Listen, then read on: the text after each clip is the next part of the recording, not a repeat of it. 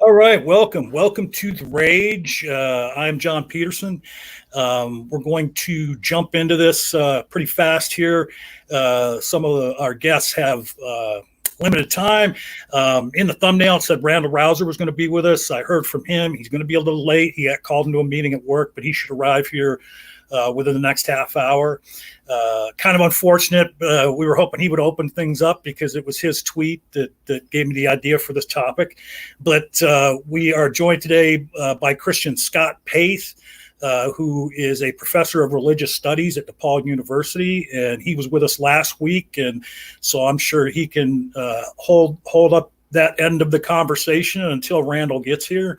I'm also joined by Floyd FP, a longtime member of the original Great Debate community and a perennial stream attendee here on YouTube.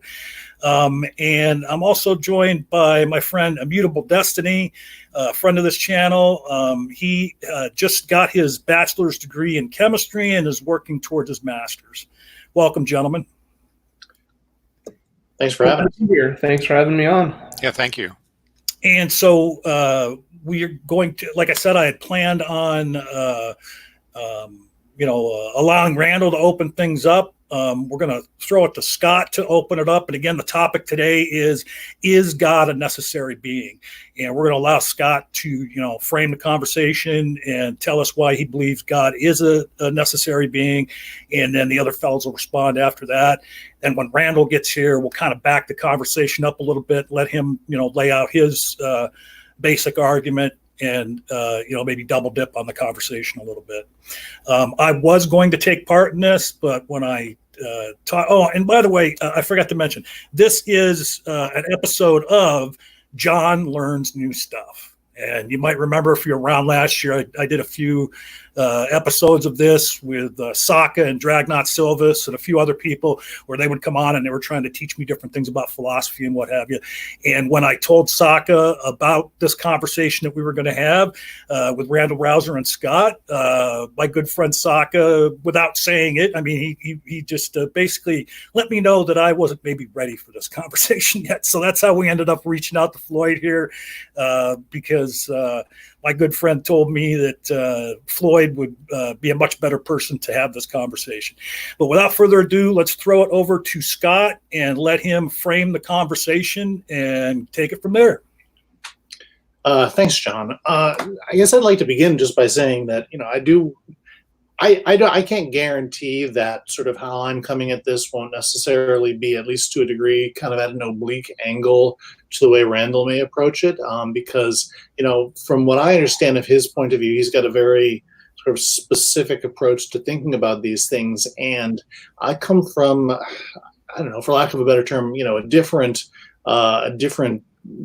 sort of neighborhood in the same intellectual tradition. And so there may be points of divergence between Randal and myself. But going back to his original tweet and the exchange that sort of sparked this conversation, as I understand it, this is sort of grounded in the question of whether or not we understand the idea of God as a necessary being tied to what's usually called the ontological argument for God's existence, right? And the ontological argument, has its roots in the work of Saint Anselm of Canterbury, who makes an argument in the Proslogion that that we know innately that God must exist, because we understand what it means to talk about God as a being greater than which none can be conceived. And once we understand that, we understand that it's greater for a being to exist in reality than merely to exist in our understanding. And therefore, if God exists in our understanding, God must exist in reality. Now, this is one of those arguments that has been puzzled over for years. And many people thought it was sort of definitively put to bed by Immanuel Kant and David Hume in the end of the 18th, early 19th centuries, when they made the argument that a key flaw in the argument was this idea that existence was somehow sort of a quality of a thing. In other words, if you sort of start listing off all of the qualities that God possesses, you say God is good, God is wise, God is omnipotent, et cetera, and then sort of at the end of all of that, the list of things, you then include, and also God exists, and God's existence is a quality like all those other qualities. So Kant and Hume both made arguments that this is a category mistake, that existence isn't a quality among other qualities. Existence is simply the assertion that a list of particular qualities is instantiated in some particular being, in this case God. And so a lot of people thought that was sort of kind of the final nail in the coffin of the ontological argument, until it got revived in the 20th century, specifically by people like Alvin Plantinga, Norman Malcolm, and a few other people. And this is where I think I generally approach this from the perspective of Norman Malcolm, who made an argument that there's in fact two different forms of the ontological argument in the proslogion. The first version is in fact fallacious, right? The one that says that that God is a being greater than whom none can be conceived, and it's greater to exist in reality than simply in the understanding. That is indeed fallacious. Kant got that right. But there is another way of conceiving of the idea of God as a sort of being greater than which none can be conceived. And this is actually found in the third chapter of the proslogion. And in that chapter, what Anselm is in fact saying is that when we understand that God exists, we understand that God exists necessarily, right? In other words, we understand that it's impossible to conceive of God not existing. And so the way that Malcolm sort of reframes that is to say that God is a necessary being, right? In other words, by necessary here, we mean non-contingent, a being whose existence doesn't rely on the existence of any other being, as opposed to literally everything else in creation, which is to a greater or lesser extent dependent on something else. So, for example, I'm dependent for my existence on sort of the fact that my parents gave birth to me, their parents gave birth to them, et cetera, et cetera.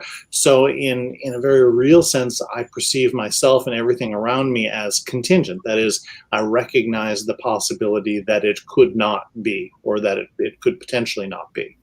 And in fact, one day I won't be, right? There was a time when I wasn't. There will be a time when I'm not again. That sort of defines the nature of my reality as contingent. And the argument that Malcolm and others make is that God's existence is not that, right? That God's existence is necessary in the sense that the very concept of God includes this idea of not being dependent on some other being that is not being contingent. And the argument that they make is that therefore it is logically necessary that God exists, because it's impossible for a being which is logically necessary to not be capable of existing, or to not exist. So now that's the argument in a nutshell, and maybe perhaps a very large and not particularly easy to crack nutshell. But when I talk about God as a necessary being, that's what I understand the term to mean, right? In other words, this being whose existence is non-contingent and is therefore sort of radically other than all of the other beings that we encounter in our existence. All right, well, let's go. Let's throw it to Floyd, let him respond to that, and then we'll let Immutable back clean up, pick up the pieces that Floyd leaves laying there. And go ahead, Floyd. I think we do need to distinguish between what's necessary and what's contingent. As you mentioned, if something's necessary, it cannot be false. If you deny it, it will lead to a logical contradiction. And we can think of other statements that are necessary as well. For example, Either the sky is blue or it's not blue, or 2 + 2 = 4, or all bachelors are unmarried men. So there's no possible world where those things could be false. And typically those things are grouped with metaphysical terms such as a priori and analytic, where a contingent statement could be something like bachelors are unhappy, or it often rains in Seattle, or George Washington was the first president of the United States. He was, but he didn't necessarily have to be. Someone else could have been president. And those that term is usually grouped with metaphysical terms of synthetic and a posteriori. I hope I say that right. So I guess the question is these other terms that are a priori and analytic are considered necessary. Should we consider the statement God exists as analytic and a priori rather than synthetic? So it seems like for something to exist, I think it's hard to have that be an analytic statement, really. I would think it would have to be synthetic, justified by some sort of sensory experience. I'm not sure, what your take is on that. Do you want me to jump back in on that, John, or do you want to Well, if you want to answer that question, then we'll throw it over to Immutable to jump. Yeah, as you were speaking, I was thinking about that because, of course, this of course goes back to the Kantian question, right? So the question of can there be can there be a priori synthetic statements, right? And is the statement God exists an example of an a priori synthetic statement? Kant, of course, says it's not, right? Kant's attitude is, well, no. I mean, the existence of God it falls into the category of things that sort of get caught up on the wheels of the antinomies of pure reason, right? It could go, you can make perfectly sound rational arguments on both sides of it, and you can't really, you can't really penetrate sort of the reality of the numinous realm. I think that the statement God exists is it is an a priori statement. I'm not sure how I think about it in terms of whether or not it's an analytic or synthetic statement. I want to say in a Kantian mode that it's an a priori synthetic statement, but I need to think a little bit more about how I would go about constructing that argument. I think that the other part of that's relevant has to do with this question of, because is a statement it's clearly, God's existence is clearly something which, if true, is a priori, right? God's existence exists separately from our experience of God's existence, right? And then to the extent that we have experience of God, then that's sort of in confirmation of the a priori nature of God's existence. But is the statement God exists more similar to the statement all bachelors are unmarried males, or is it more similar to the statement that the cat is on the mat, or another example would be a triangle has three sides, right? And I need to think a bit more about how to parse that particular angle on the question.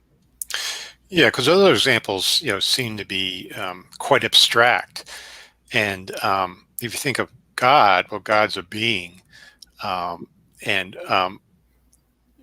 we think of God as an abstraction like the other ones? I don't think we can. I would think we'd have to, view God as a concrete being, or, of course, not made of matter, not material, but still, not abstract like a concept of a triangle or numbers or anything like that.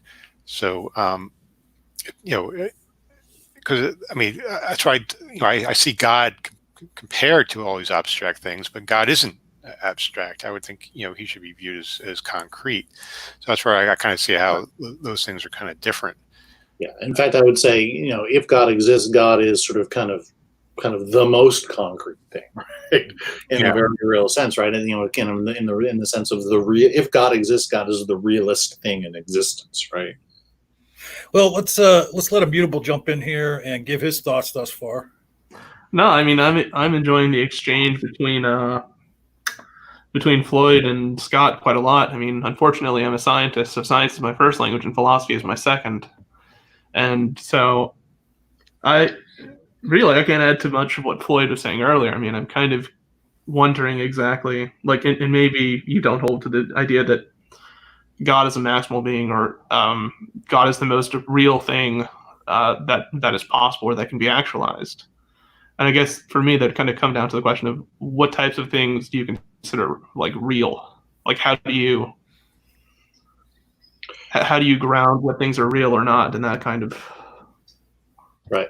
And of course, I mean, when I say if God exists, God is the realest thing that there is. I'm sort of operating out of the Platonic framework in that sense, right? The idea that to be real is to kind of be the, kind of have the fullest being, right? To be the most fully actualized in existence. And so in that sense, different from in terms of like, realism in the sense of, I see the computer screen in front of me, and so I know it's real.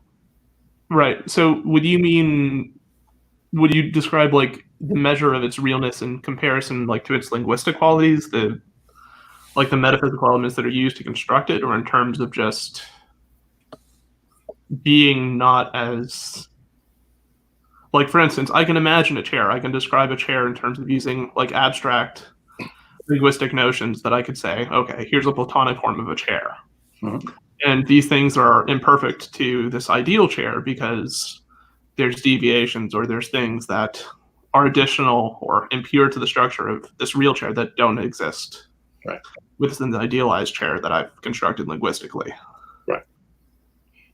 And so the question was, are you referring to like the realness, or like in terms of the metaphysical construction of?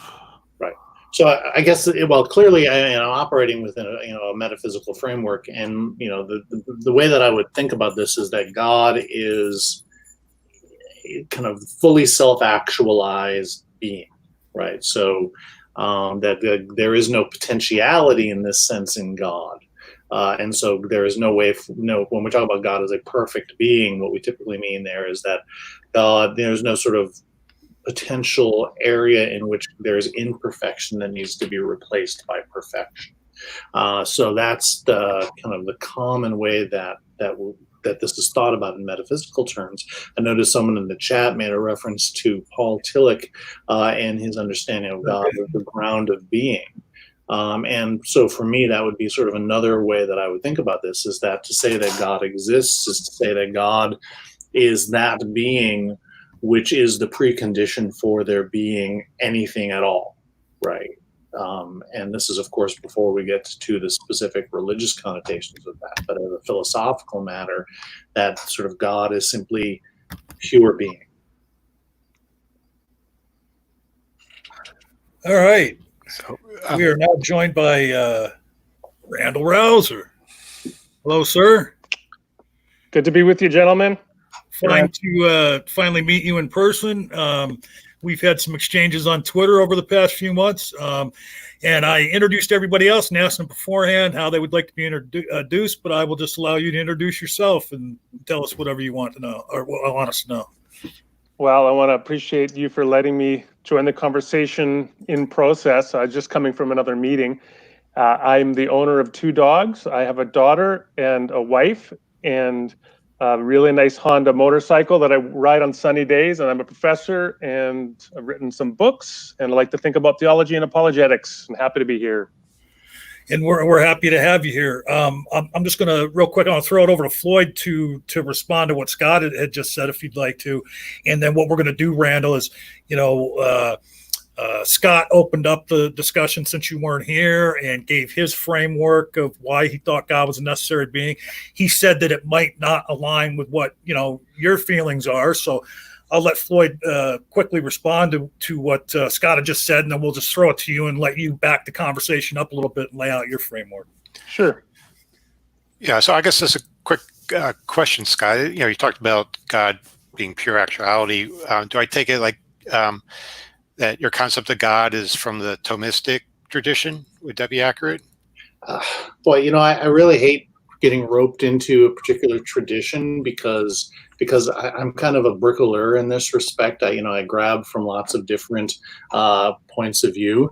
That having been said, I mean, when I teach a class at Catholic Theological Union here in Chicago, which is on Thomas Aquinas and Karl Barth.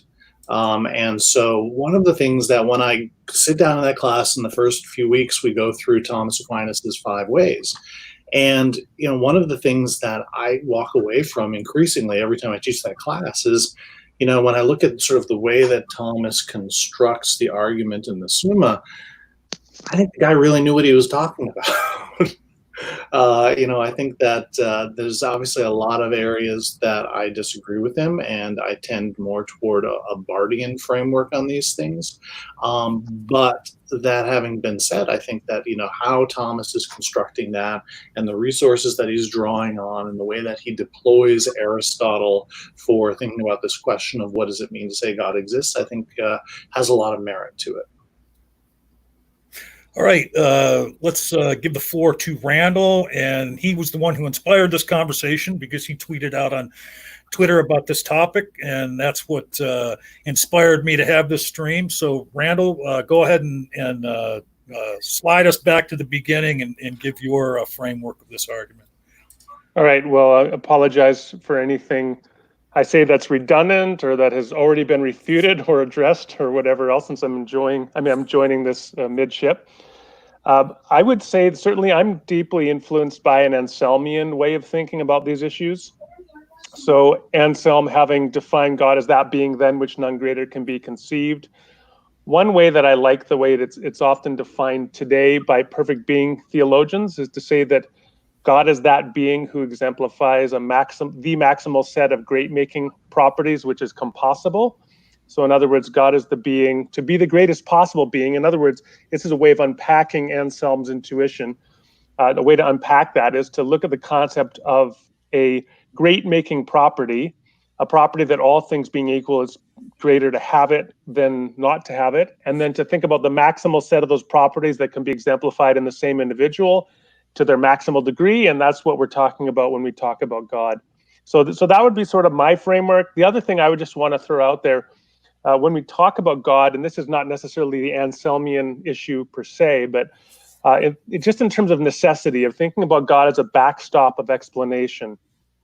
Roy Kluser, in I think a little-known book, I think it's Closer to the Heart or something like that, talking sort of about Pascalian, I think the term is from the Pascalian reasons of the heart. Anyway, so he has this definition in this book where he defines the divine as that which is unconditionally, non-dependently real. So the idea is that every worldview at some level has a concept of the divine. It's where your explanation stops. It's that within your belief system, your worldview, your framework, which is unconditionally, non-dependently real. It explains everything else, but it itself needs no explanation or is its own explanation or what have you. That isn't necessarily the same thing as necessity, but it gets you pretty close. So I think that there's something really intuitive about that idea. And I think what perfect being theology in the Anselmian tradition does is try to unpack that with respect to the Christian concept or the Western monotheistic concept of God. Floyd? Oh, yeah, there we go.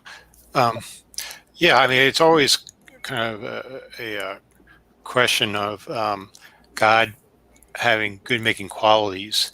Seems like in a secular view, we can understand what makes things good as far as utility, as far as flourishing and things like that.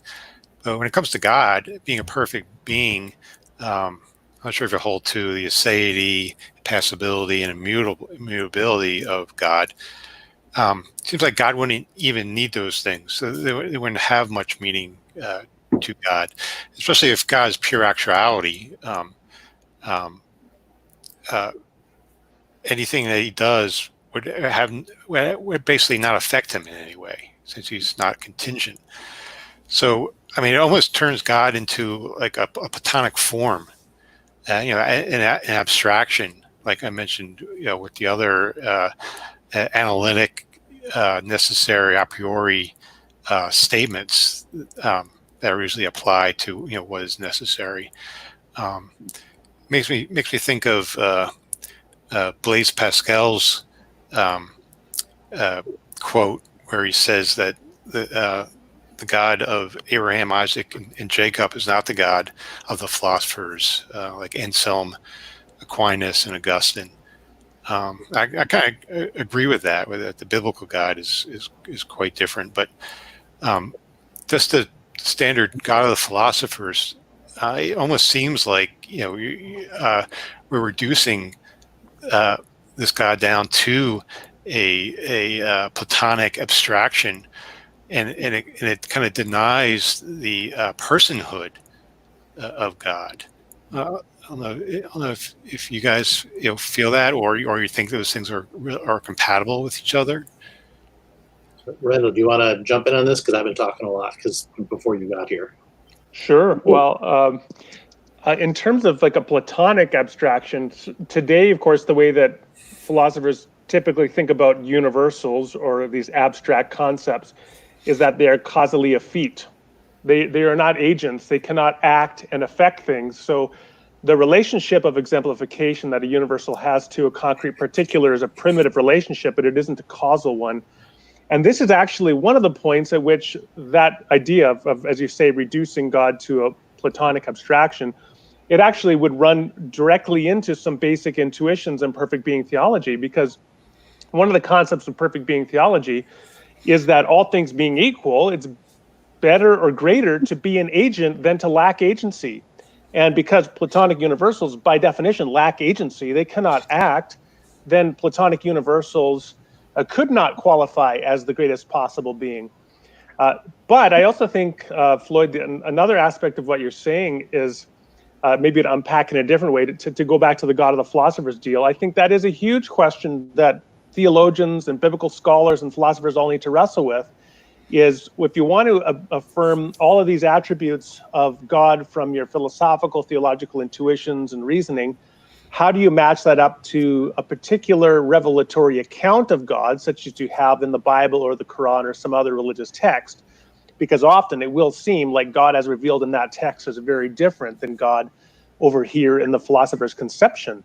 So you do have to explain, for example, if you want to say that God is the maximally loving and merciful being because he's the greatest possible being, how do you reconcile that with the fact that God appears to be capricious or cruel and vindictive, which, is certainly a reasonable reading of many of the biblical texts?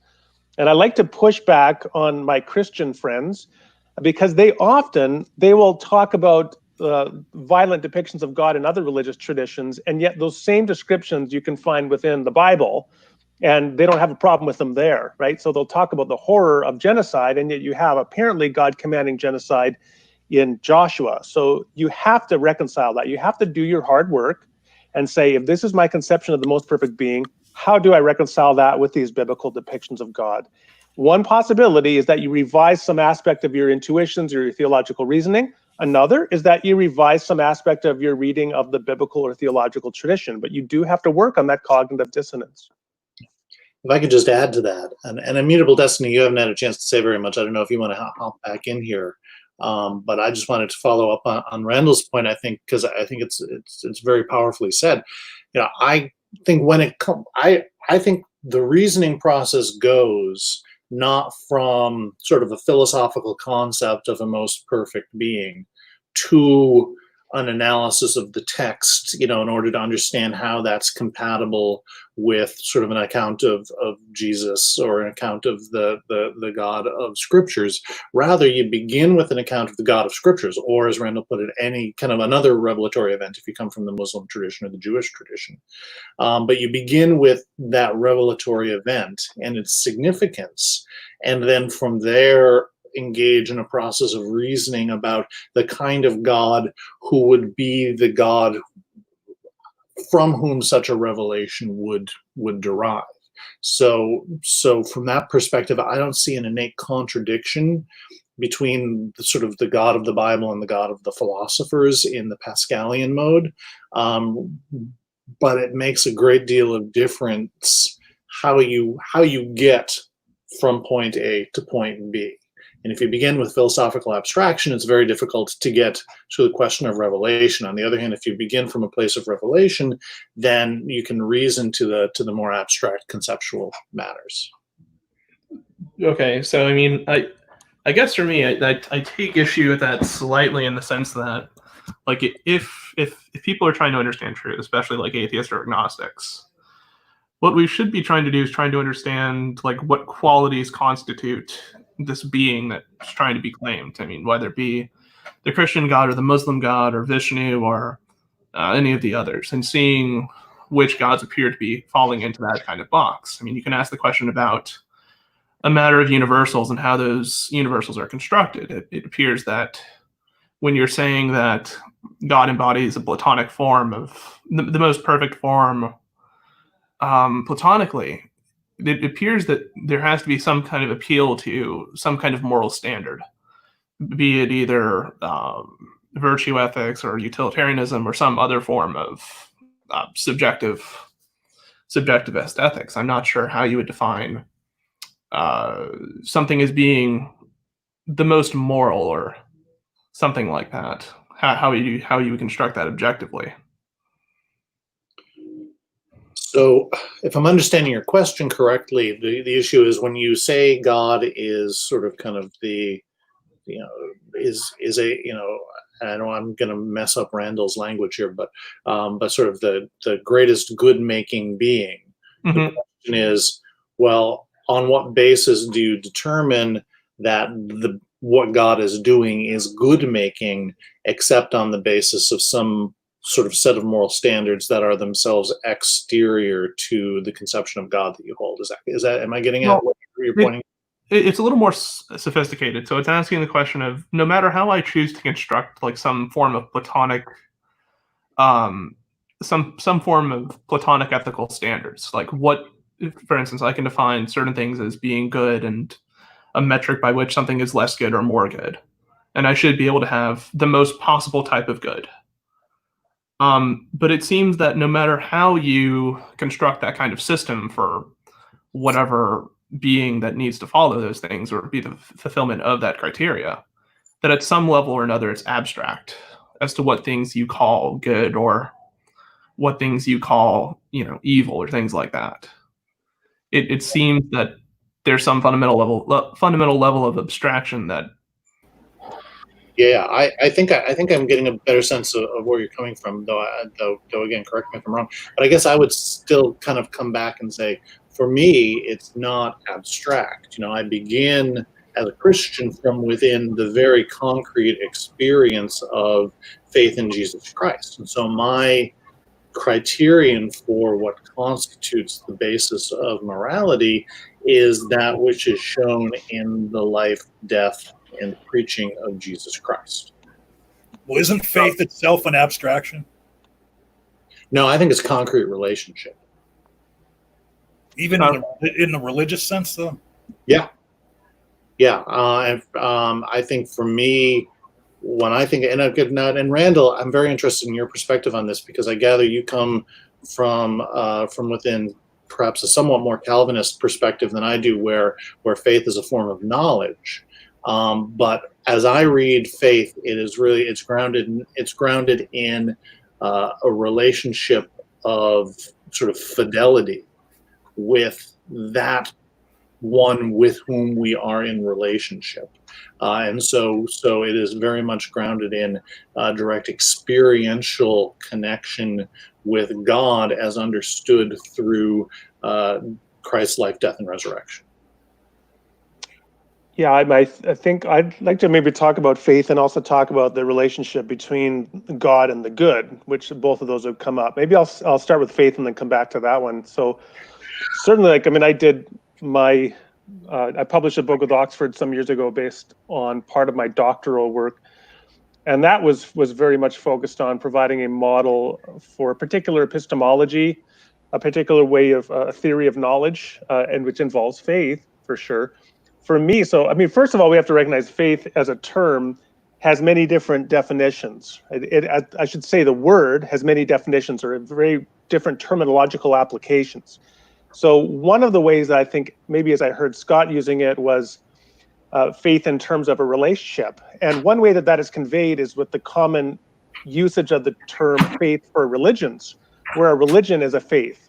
Another way that we use it is we talk about keeping faith. So in other words, maintaining fidelity with somebody or something or some person. Faith is also, I think, often used in terms of trust. You have to have faith, right? You have to trust. You have to believe. Even though you don't know it, you have to have a sort of concerted, focused hope on something. And so faith is also used in that sense.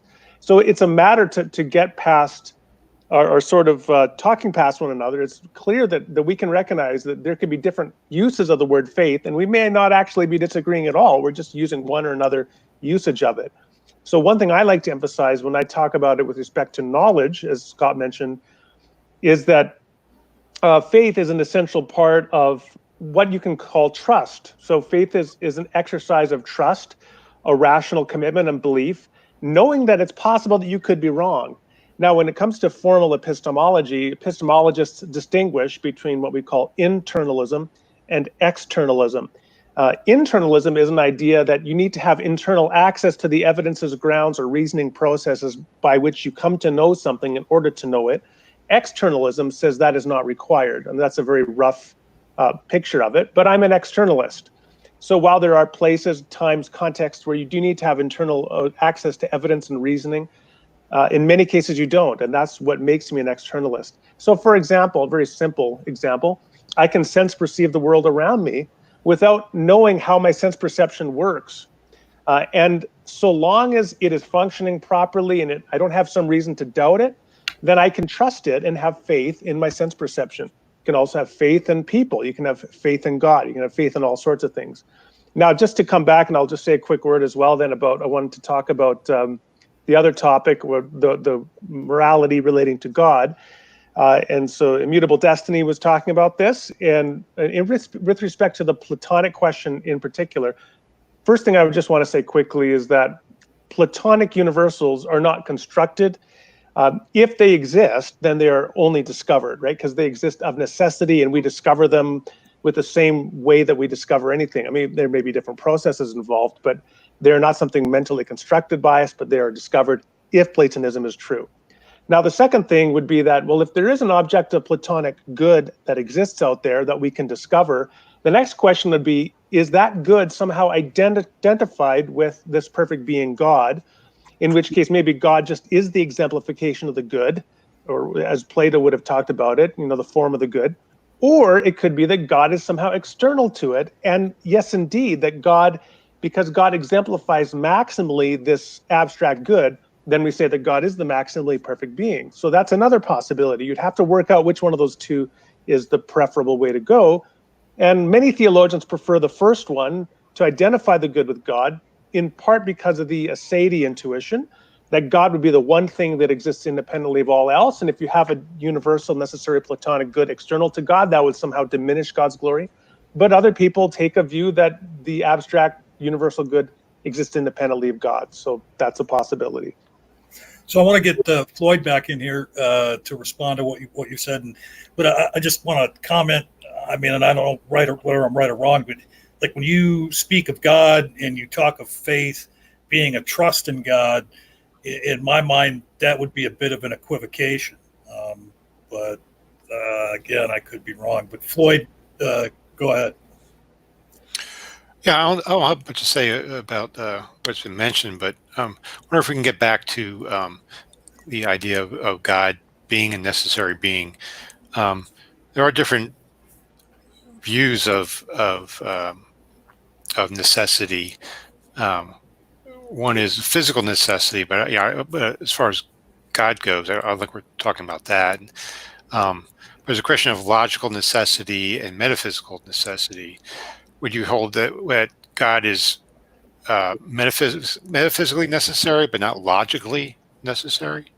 After all, there's no contradiction in saying God does not exist, unless you think otherwise. But if it's not logically, if God's not logically necessary, would you argue that he's metaphysically necessary? Well, I mean, I guess if God is metaphysically necessary, then God must also be logically necessary too. And I think it probably works the other way as well. I mean, again, we've been sort of circling around different versions of the ontological argument in this conversation, and there are modal versions of the ontological argument as well that would make the argument that if God is a logically possible being, then there is some possible world in which God must necessarily exist, right? And then of course the inference is that God being God, if God exists in any possible world, God must exist in all possible worlds, right? And so you can create a fairly rigorous logical demonstration of that. Alvin Planting has done versions of it. Kurt Gödel, interestingly, he of the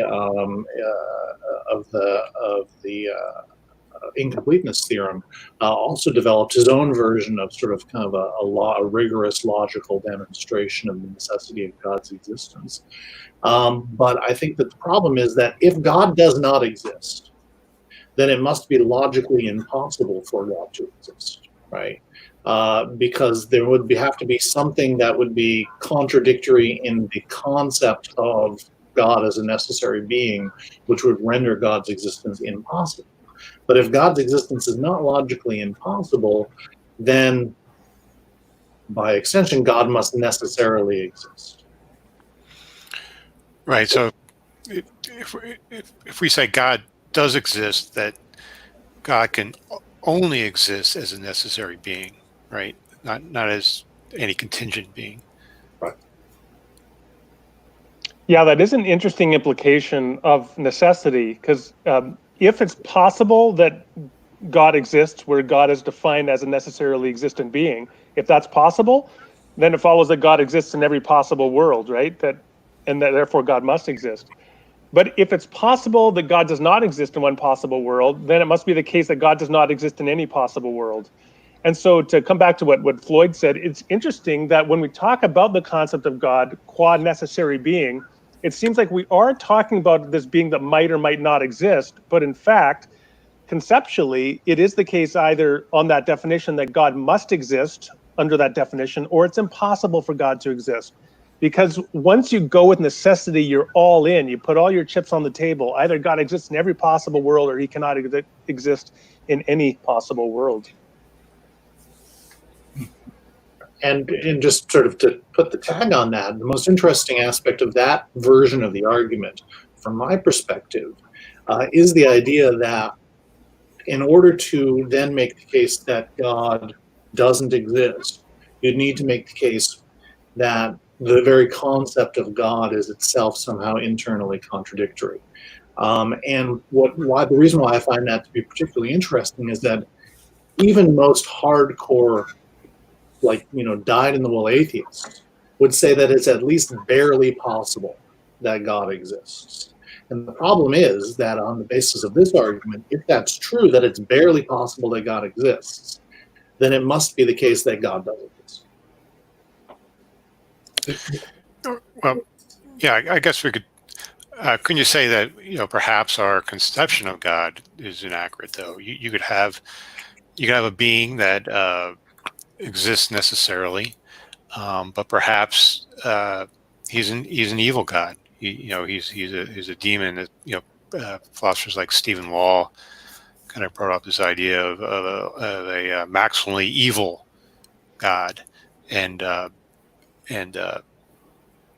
So so he has the universe creating attributes, and he's other attributes, but perhaps he does things for his evil his evil goals and so forth. So a being of could exist, but perhaps just our conception of him is off. And so it's just is a more of an epistemic problem than perhaps an ontological problem. Immutable. I feel like you've been left out. Is there anything you wanted to get in here and say? Yeah, I mean, I don't want to get away from the ontological issue too much. I mean, to me, it seems to be an epistemological problem of okay, there might be a world where it's possible that like these Platonic forms are maximalized and a God does exist. But how would you recognize that from, or rather, how would you distinguish that epistemologically from a world which is very, very, very, very close to having those things maximalized, where the one where those things are indeed maximalized?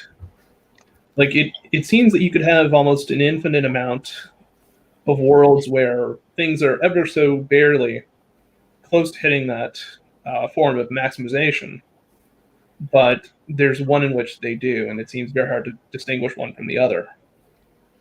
Assuming, of course, you could have the certainty to identify each of them individually. I would just want to say that Platonic Universals, again, they're the kind of thing that if Platonism is true, then it's true in every possible world. And every possible world, there is a universal of the good. So, but if Platonism is false, then it's not such that it is true in some worlds and not others. It just is not true. Now, another thing is that Platonism isn't necessarily linked to theism, or certainly Christian theism. So there are nominalist views with respect to the nature of universals.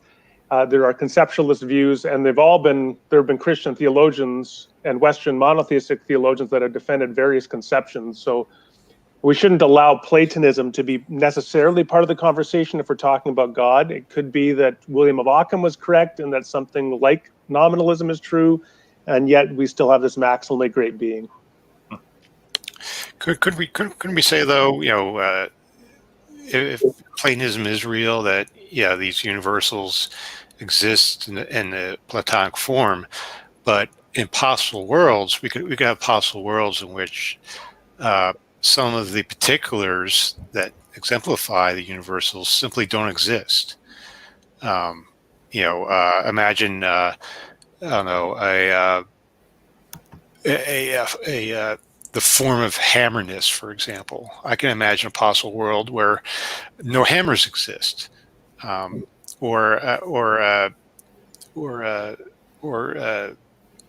persons, or personhood.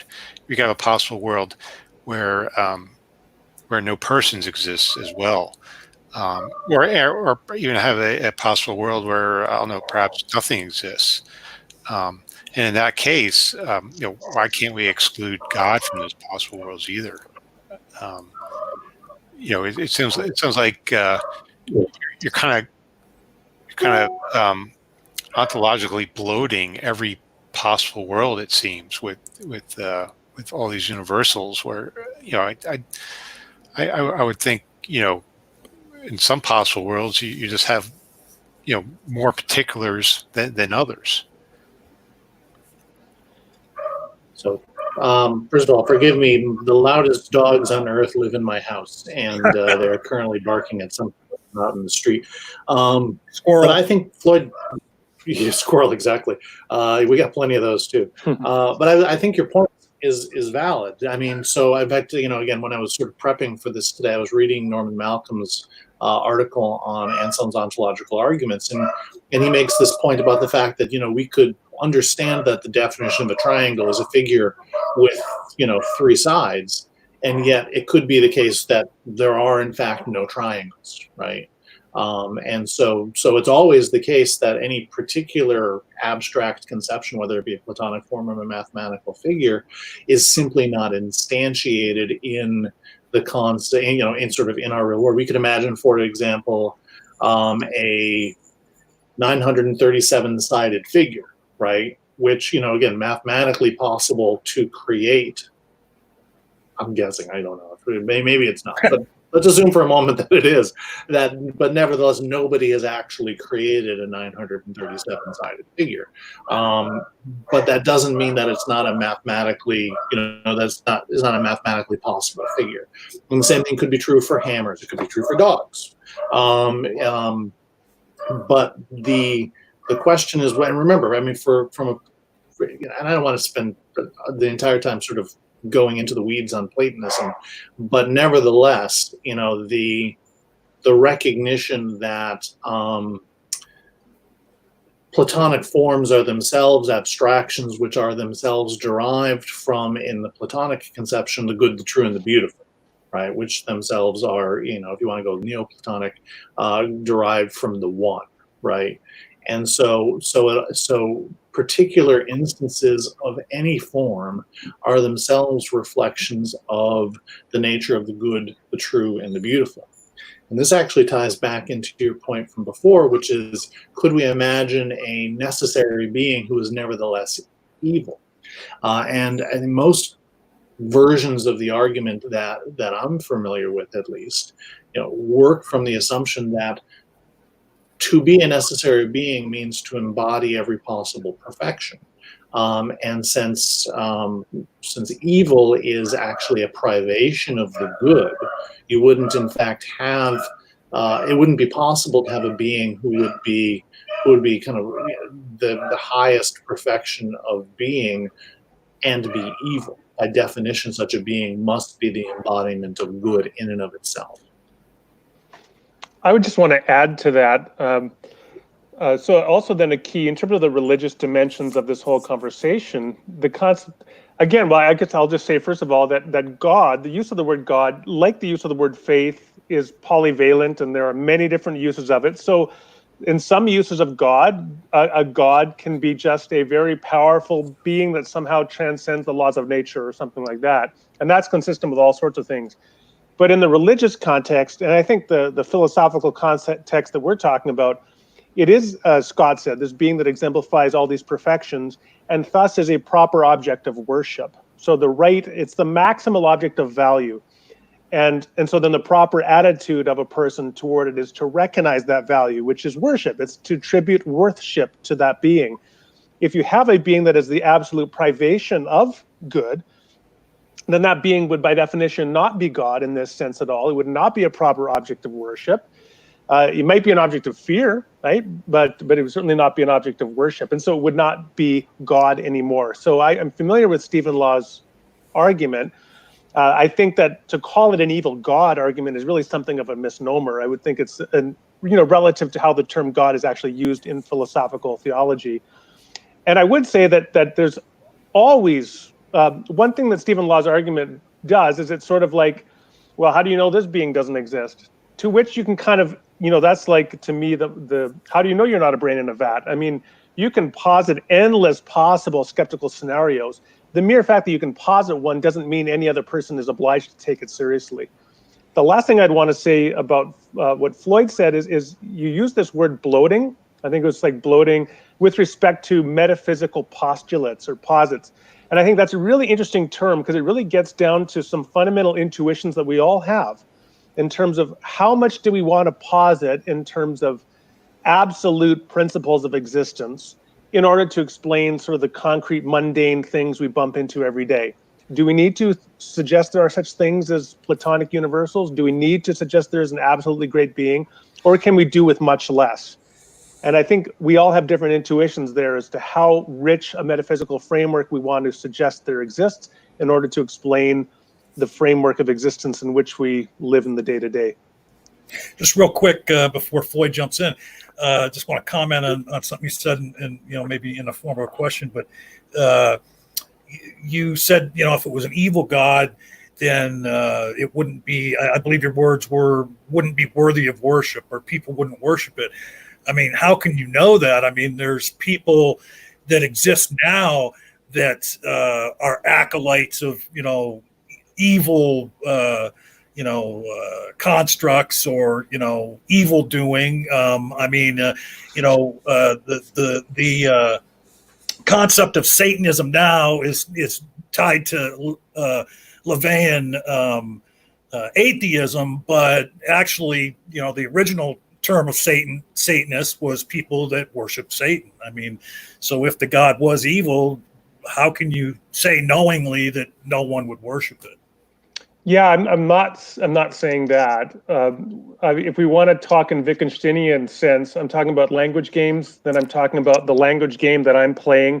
How I'm using the word God is with respect to a maximally great being, and that the only rational response to the existence of this being is to attribute proper worship to that being. And if a person uses the word God and applies it to this being that's kind of a horrible, terrible being, they're doing a different language game. They're it's a different kind of thing that they're involved in. And so we just have to appreciate that when Stephen Law uses the term evil God, it's a different language game. He's not actually talking about the same kind of being that I talk about when I talk about God. So it's not like, well, what if God exists and he's maximally evil? No, he's shifted language games at that point. Floyd? Yeah, but I guess, it comes down to, what is required to create what we experience, to basically create the physical universe. I would think what would be required is just simply universe creating properties in a being. What those properties are, I have no idea. I have no idea what properties are required to create a universe. But obviously having an all-powerful God would include those properties. But then, if you have a God, if you have a being that can create universes, but perhaps lacks some of the things that the God of the philosopher has, like perhaps being omnibenevolent, for example, maybe simply doesn't have that. Maybe it's a deistic sort of God that is just simply create a universe and then backed off and just let the universe run on its own, rather than a God that interacts and has a relationship with its creatures. So I don't I don't see a problem with this, with postulating an evil God or simply a neutral God, like a deistic concept of God. It's just whatever the being is. It simply just has universe creating properties, and that's everything else perhaps is not needed or is irrelevant to the existence of the universe. So I guess one thing I often think that deism is misconstrued in a lot of contexts, because I think that most of the folks who particularly in the 17th and 18th centuries would have defined themselves as deists were not making a case that God was morally neutral or indifferent to the world. They still wanted to make the argument for a good God. They just said that what the good God did was create a good world that didn't require divine intervention to function, which is very different than saying God is just a morally neutral God who doesn't care about or is indifferent to the world. And I think that's important because I think there's a continuity between what we're talking about and the kind of deistic conception that I think you're referring to. And I think that it's important to note that we're right now operating kind of on the level of philosophical generality. So even if we walked away from this and we all agreed that there was in fact a necessary being of the kind that Randal and I are describing, that doesn't necessarily create in you a requirement that you subscribe to Christianity or Judaism or Islam or certain forms of Hinduism. It simply says that we recognize that such a being exists sort of in an intellectual and philosophical sense. What that means in terms of sort of how you would go about worshiping or how that God may or may not have interacted with the world is still very much an open question at the end of that conversation. I wanted to ask Randal, now, since you arrived late, you had originally said you might only be able to stick around for an hour. Are you able to stay? I actually do have to get going. I have another meeting to get ready for. It's been kind of one of those days. Yeah. Maybe I'll just kind of pull together some closing comments. Yeah, some closing comments, and then please let the audience know if there's anything that you want them to know about, like a YouTube channel or a blog that maybe you have, website. And after you leave here today, when you get time, if you would DM me any links that you want folks to know about, I'll put it in the video description. Okay, yeah. So my website is my name, randalrauser.com. I also have a YouTube channel that nobody watches, and I'm on Twitter. So you can check me out there if you like. It's just my name is my handle, or my handle is my name. In terms of closing comments, gosh, because this has been for me, it's been a really rich conversation. I guess I'll close with this. So in terms of whether we're going to posit, good God, evil God, deistic God, taking Scott's caveats into account, of course, but like a God that's indifferent, whether you call it deistic or not. What you're going to do ultimately is you're going to appeal to explanatory scope and explanatory power. So you're going to argue that my particular conception of this ultimate being has the greatest scope. In other words, it explains the most about the nature of reality, and it explains it in a most satisfactory way, which is explanatory power.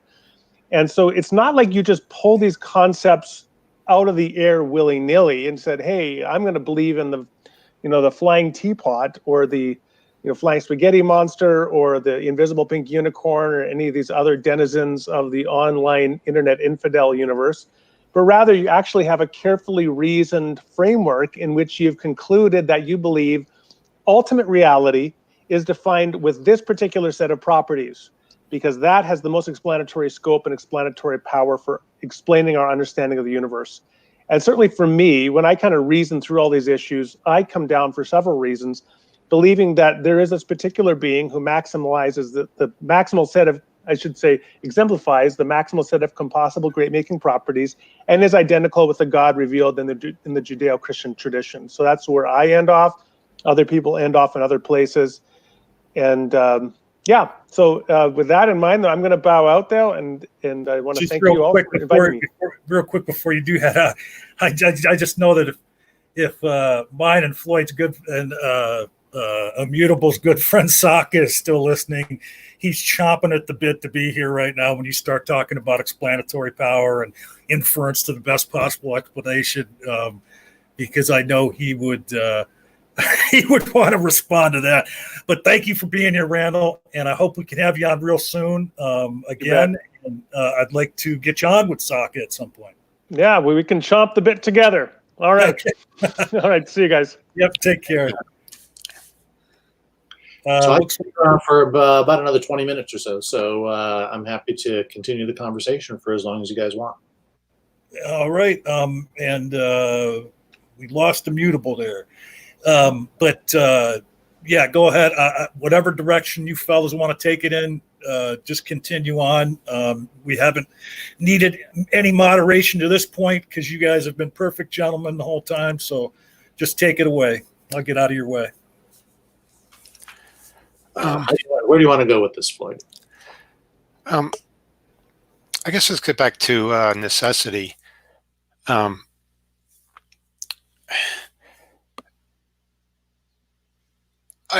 There's a sense, as far as like, Randal talked about explanatory power and so forth. There's necessary conditions, and there's what's known as sufficient conditions.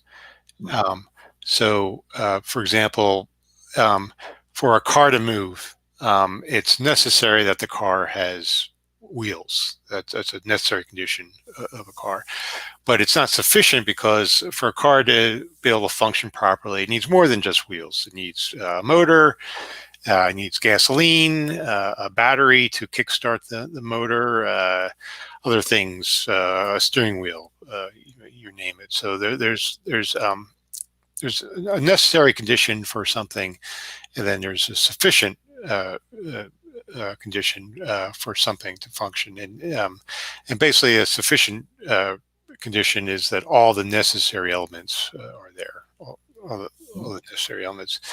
So I guess it comes back to whether or not do we need a being that is maximally great? Is that really necessary? So, you know, as an atheist, my view is that we don't need to start out. We don't need to start with maximal greatness and perfection and so forth. I think those things, you know, are quite subjective. But rather, we can just start out with, I guess, rather primitive things, and then as long as it has the potentiality and properties to bring about what exists today, then that is sufficient. So I guess it comes down to, you know, where the debate with the great debate of whether God exists. For me, the big question is: must we start with a mind? And that mind could be evil, it could be neutral, it could be good, it could be all powerful or not, or so forth. But I think the real question is: must we start with a mind?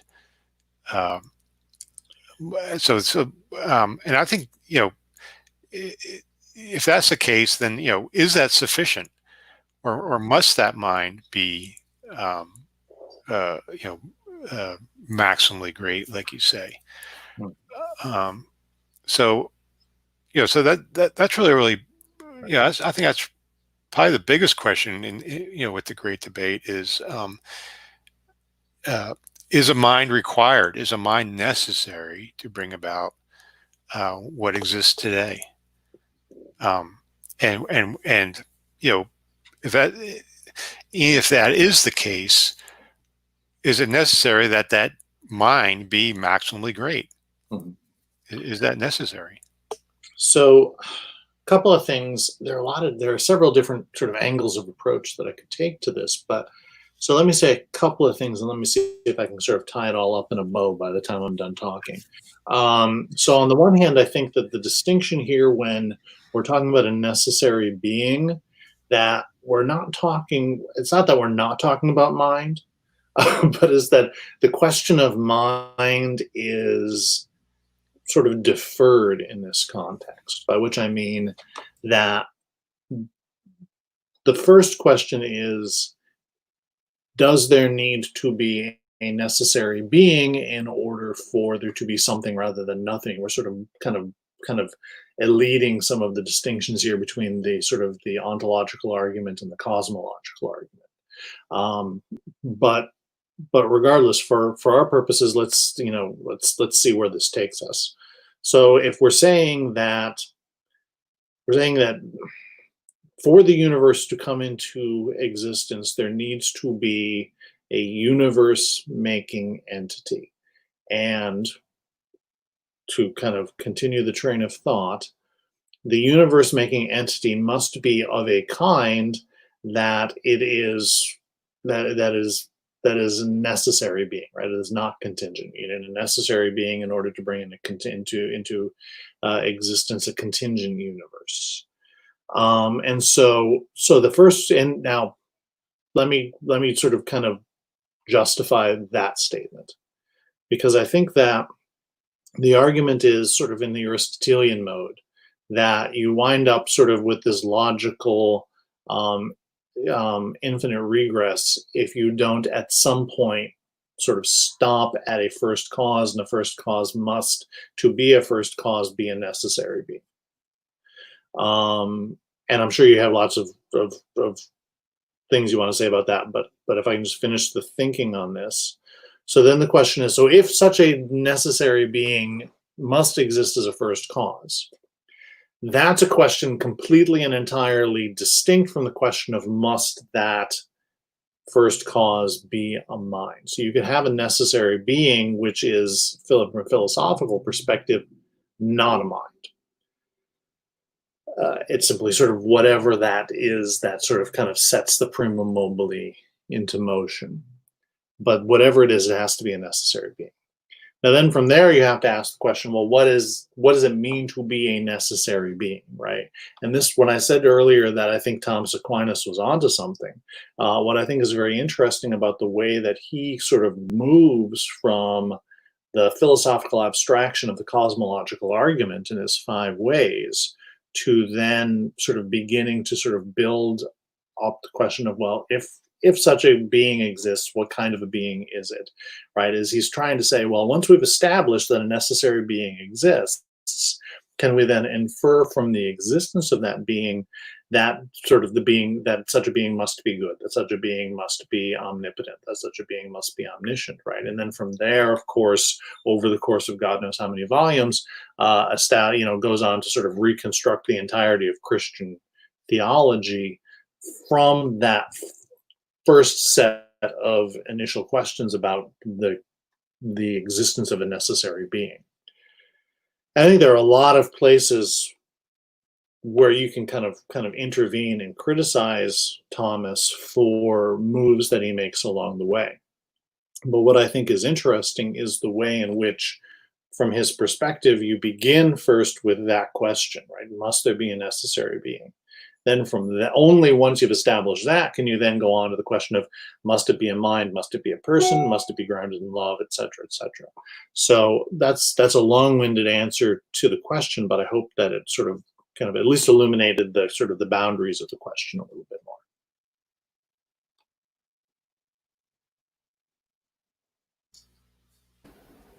more. Okay. Floyd, did you want to respond to that? No, I mean, yeah, again, it comes down to, perhaps, in the beginning, there was a necessary being. Right now, yeah, and that leaves us for what is that necessary being? Is it a mind? Is it good? Is it all powerful? What exactly is it? Yeah, let me say something more about the mind question. First of all, I think that not only would I say that's sort of, I think the world is grounded in mind, but I would actually, I mean, from a philosophical perspective, I sort of kind of lean heavily into a form of philosophical idealism. So, so contrary to sort of a materialist conception, which says, well, everything that exists is matter, I would actually want to say that it's a far more powerful philosophical explanation to say that actually everything that exists is mind.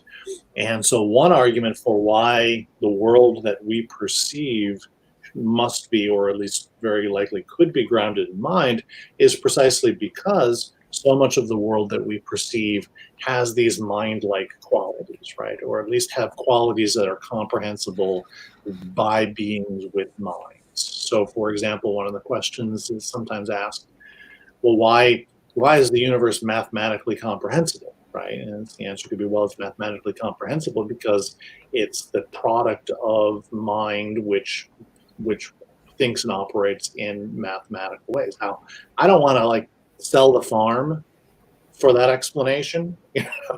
I think it's an interesting and evocative explanation, but it's only one possible explanation among others.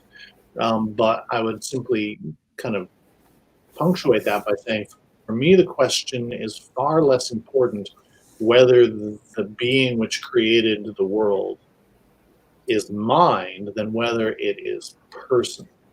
And the question for me, and that question revolves around the issue of whether or not, again, it goes back to the issue of faith, whether or not God is a being with whom I can enter into relationships.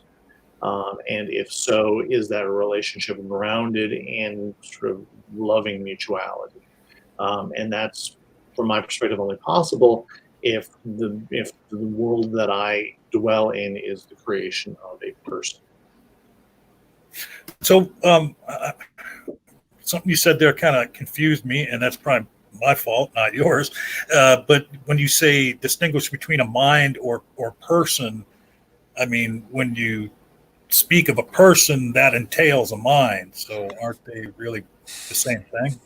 Right. Well, I mean, I think that the distinction I'm making here is simply that it may be the case all persons have minds, but it may not be the case that all minds are persons. Okay. So you're talking about, the idea of a mind that doesn't have to have a body. Okay. I want to be careful about that, though, because, as I'm saying this out loud, it occurs to me that there are people who want to make and have made very strong arguments that personhood is separable from the existence of mind. For example, a person in a persistent vegetative state may still be considered a person from a moral perspective, even if they no longer have a mind. I would say that there's a moral distinction between what I'm talking about in that, but I just want to acknowledge that that's an argument that can be made in opposition to that. So, Floyd, I'm not sure if you want to respond. If you do that, that's great. But just to throw this question out, where do the two of you think we are in this conversation? Do you think we're at the wrap-up point, or do we have further to go? Yeah, I have much more to say. I can wrap it up unless Scott wants to bring up anything. Well, there's one thing, and I really wish Randal were here because I'd like his perspective on it, but I may follow up with him separately. Is as I was thinking this through in preparation for coming on today, this is sort of one of these things that I keep thinking I need to write down, and then I get distracted by other things, and then I think then only when I come back to the ontological argument does it occur to me again. But most versions of the ontological argument, and particularly Descartes' version of the ontological argument, rely on some version of the idea that we can hold in our mind or in our understanding some conception of a being greater than which none other can exist, or some greatest being. From my perspective, the biggest problem with the ontological argument in all of its forms is precisely that I'm not sure that we actually can have such a conception. I think that when you say to me, do you have a conception of a perfect being? Well, I understand what the words in that sentence mean, and I can combine them in sort of some form of cogent sentence. But the fact that I understand grammatically what the words God is a perfect being, or God is the being greater than which none other can be conceived, even though I can understand grammatically what that sentence means, I'm not sure that I actually have such a conception in my mind. I think that I simply have the words in my mind. But the conception, if there is such a being, the conception is going to be beyond my capacity as a finite and contingent being to contain. But I think it's a real problem if you say you have this conception in your mind, and the response is, no, I don't. I don't know what that would even look like. I couldn't begin to have that conception in my mind. I think that's a deeper philosophical problem that I have not seen a lot of people engage with. But I think that that is a criticism of the ontological argument. It deserves more investigation. Yeah, some theologians go as far as defending a position of an apothetic God, that to describe God is to describe what God is not rather than what he is. That God is beyond our human capabilities of understanding. Right. So at that point, I think God becomes very much more abstract, and the question is, how can you have a relationship with such a God like that? At that point, you're almost denying the personhood of God, and to have any sort of relationship with that sort of God, seems to be difficult. Right, and of course, within the Christian tradition, and I think within the Jewish tradition as well, the answer to that is always, well, the relationship with that God is only possible when sort of the move is made from God's part to accommodate our human condition. There's the great story that Kierkegaard tells about the king who fell in love with the peasant girl, right? And he wanted the peasant girl to love him back. He says, well, I couldn't bring her to the castle, but then, she would never really love me as who I am. She'd only love me as the king, right? Or I could pretend to be a peasant and get her to love me as a peasant and then reveal I'm the king. But then, of course, she would still, she would love a lie, right?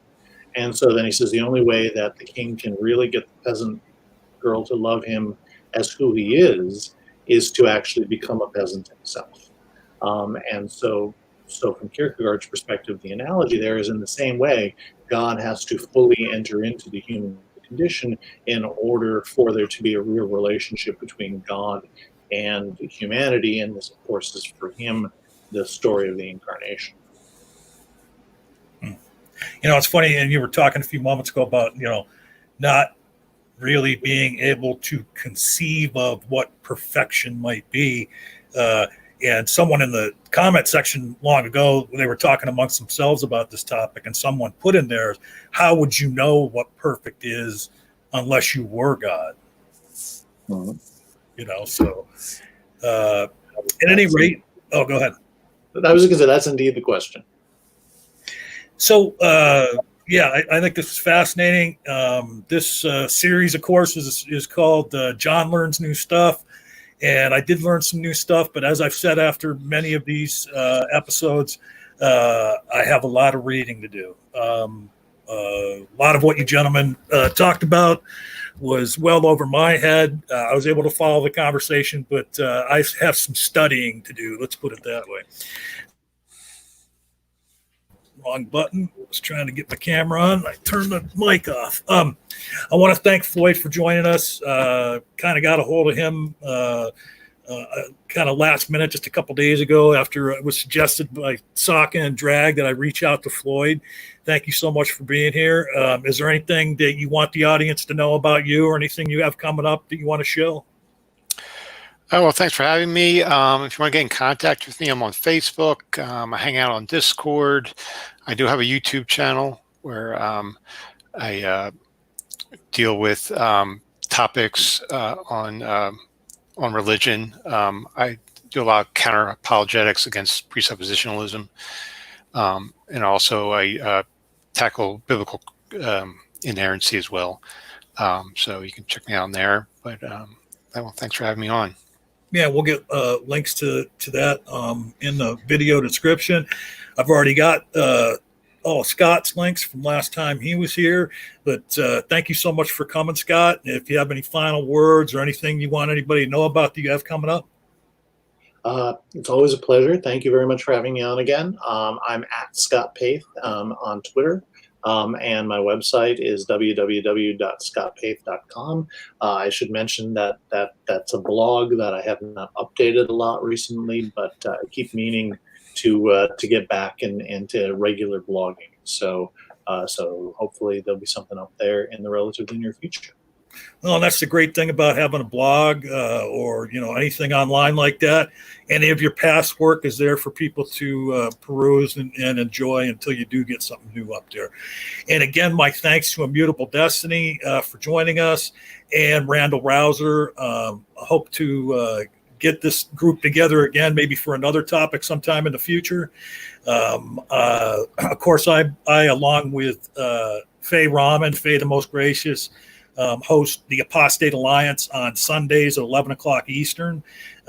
This week on Sunday, we are going to be talking to ex-Muslim Malik Lendl.